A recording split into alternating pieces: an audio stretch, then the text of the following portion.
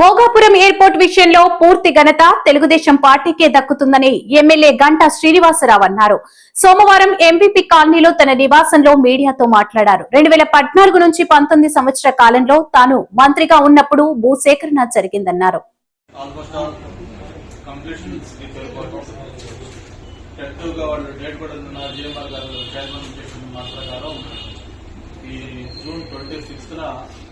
గౌరవ ప్రధానమంత్రి గారి చేతుల మీదుగా అలాగే ముఖ్యమంత్రి గారి సమక్షంలో దీని ప్రారంభ కార్యక్రమం కూడా జరుగుతుందని చెప్పడం జరిగింది.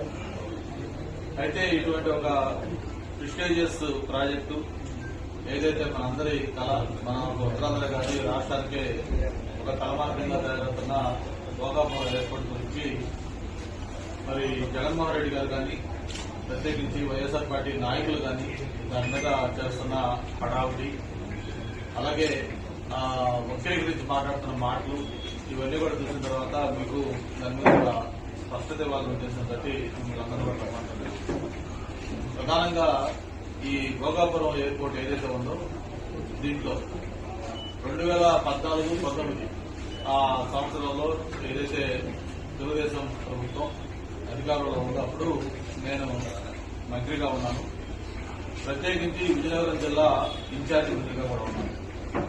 ప్రధానంగా ఈ భోగాపురం ప్రతిపాదన వచ్చిన దగ్గర నుంచి కూడా ఆ భూసేకరణ ఏదైతే ఉందో అది ముఖ్యమంత్రి గారి ఆదేశాల మేరకు స్వయంగా నేనే దాన్ని పర్యవేక్షించడం జరిగింది.